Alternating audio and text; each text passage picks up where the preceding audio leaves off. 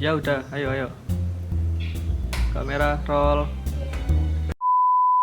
Hai semuanya, welcome back to pikapika.id channel. Jadi seperti judulnya, hari ini aku bakal jawabin weekly Q&A dari Instastory pikapika.id beberapa hari yang lalu. Dan kali ini kita bakal bahas mengenai layering active ingredients dalam skincare.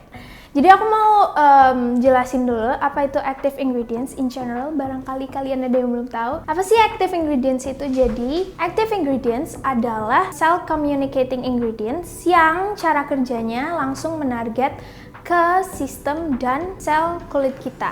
Apa aja active ingredients itu? Active ingredients yang umum ditemukan di skincare kita itu diantaranya ada vitamin A atau retinol, vitamin C, niacinamide, AHA, BHA, PHA, ceramide, alpha-arbutin, dan benzoyl peroxide.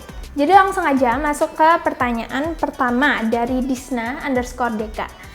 Apakah alkohol di toner itu termasuk bahan aktif? Kalau di layer sama vitamin C bahaya nggak? Yes, alkohol itu termasuk ke dalam bahan aktif.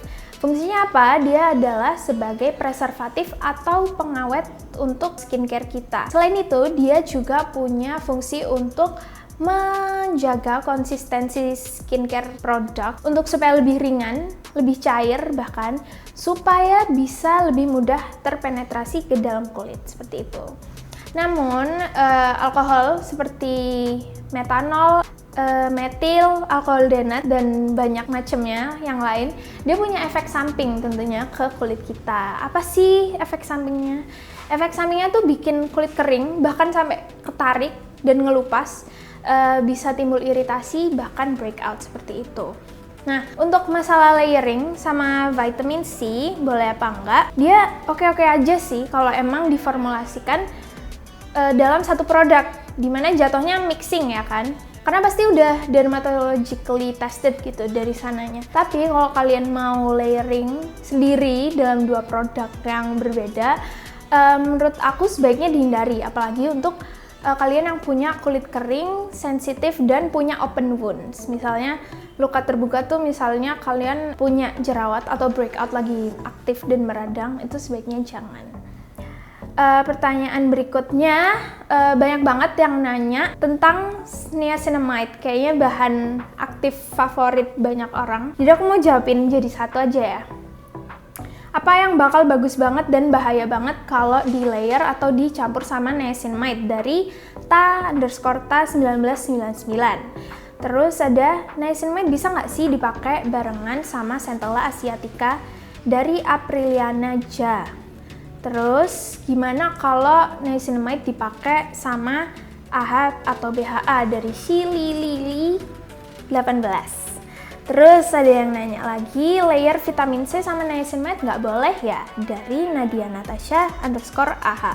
Oke, jadi aku mau jelasin dulu niacinamide. Niacinamide itu adalah sebutan lain untuk vitamin B3. Dia punya banyak banget benefit dan cara kerjanya adalah membantu regenerasi sel kulit dan kolagen. Yang kemudian hasilnya adalah meratakan warna kulit, meminimalisir appearance pori-pori kita, mengurangi fine lines, mengatur sebum yang menyebabkan jerawat di kulit kita kayak gitu. Selain itu dia juga anti-inflammatory, cocok banget buat kalian yang kulitnya lagi breakout, butuh ditenangkan, butuh di soothing kayak gitu.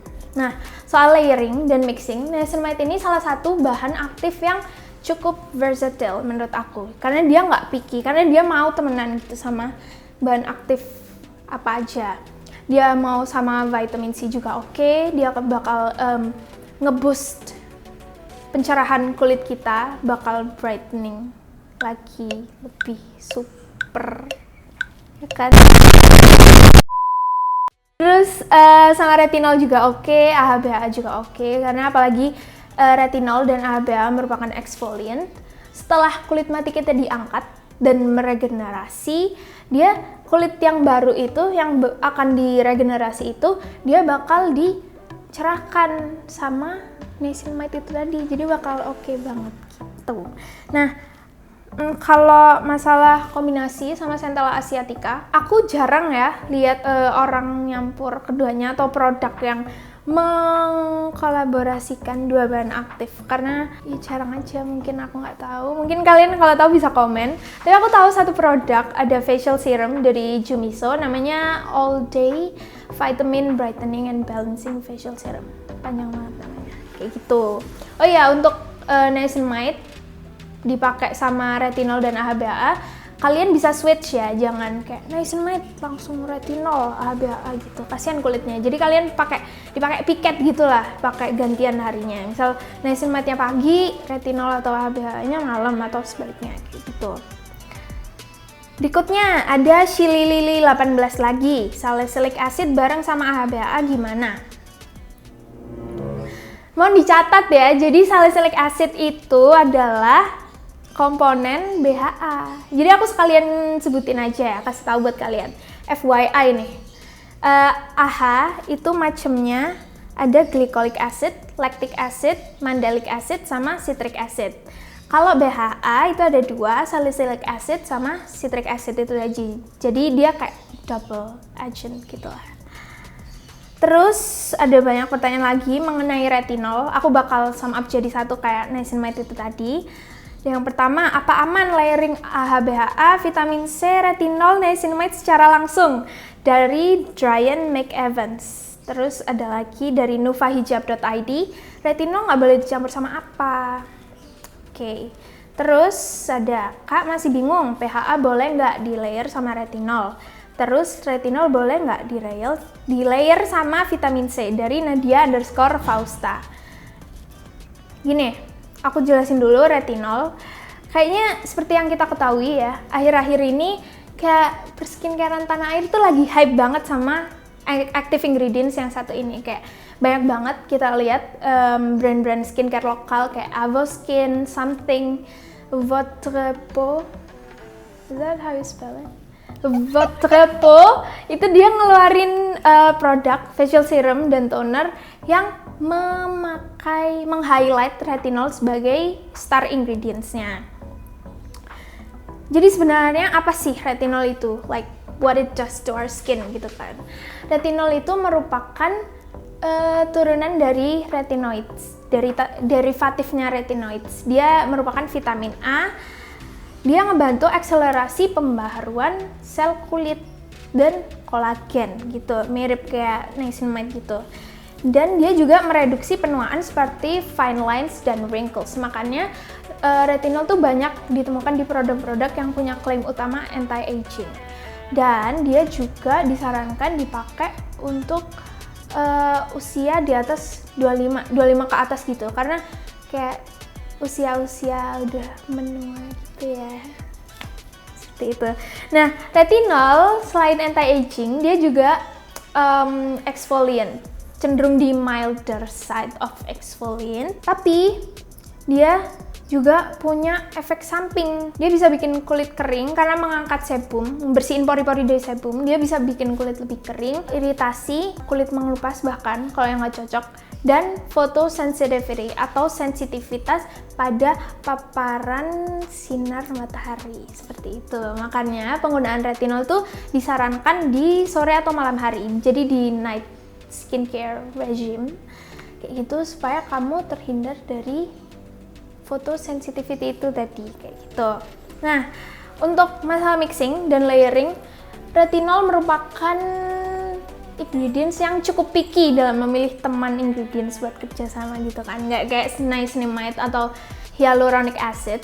Retinol tuh karena efek samping yang drying itu tadi, dia nggak bisa nih dipakai, bakal damaging banget kalau dipakai sama AHA, BHA, PHA, pokoknya exfoliant gitu, atau bahkan physical exfoliant sama benzoyl peroxide. Jangan gitu. Kalau mau pakai bisa di switch piket skincare kayak tadi. Dan dia bakal bagus banget hasilnya kalau dipakai sama niacinamide, hyaluronic acid, vitamin C sama SPF. Jadi kalau memakai retinol pagi jangan sampai skip SPF. Oke, pertanyaan selanjutnya dari Astrobabes 47. Min, katanya kalau layering skincare lebih dari 4 itu kulitnya nggak bisa nyerap lagi. Siapa yang bilang, Min? Salah, maksudnya nggak kayak gitu. Karena sebenarnya faktanya kulit kita merupakan organ yang paling luas gitu. Dan dia punya pori-pori, banyak banget. Jadi, I'm sure it will absorb whatever you put on it. Nah, pertanyaan terakhir ya. Sekalian aku meng-sum up semuanya. Apa yang paling penting kalau kita mau layering skincare dari ta_ta1999?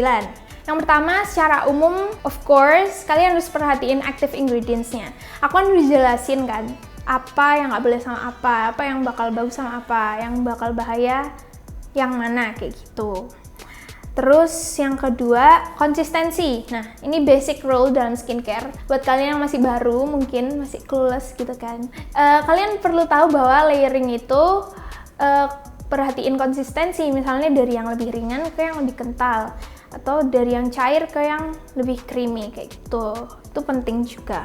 Yang ketiga, pH dari kandungan utama. Nah, kalian sebaiknya apply ingredients yang pH-nya lebih asam, lebih rendah dan acidic. Habis itu dijeda, menyerap, terus kulitnya stabil pH-nya, baru kalian pakai pH yang lebih tinggi supaya nggak bingung, ya kan? Supaya nggak bingung kulitnya, kasihan. Nah, intinya itu penting banget buat educate ourselves sebelum pakai apa-apa, nggak cuma skincare, karena itu bakal masuk ke kulit kita, kan bahaya, kan nggak mau kulitnya kena macem-macem. Kita kayak apa ya, doing research sebelum kamu beli produk, jangan cuma kena racun ikut temennya, tapi kamu nggak tahu apa yang bakal kamu taruh gitu di muka kamu. Jadi itu tadi aku udah jawabin question mengenai layering active ingredients dalam skincare. Kalau masih ada pertanyaan atau kurang lengkap atau kurang jelas, kurang detail, kurang pokoknya, kalian bisa komen. Aku bakal bikin konten, entah itu video, entah itu instastory, tentang active ingredients di waktu yang lain. Jadi terima kasih, jangan lupa subscribe dan see you in the next video. Bye!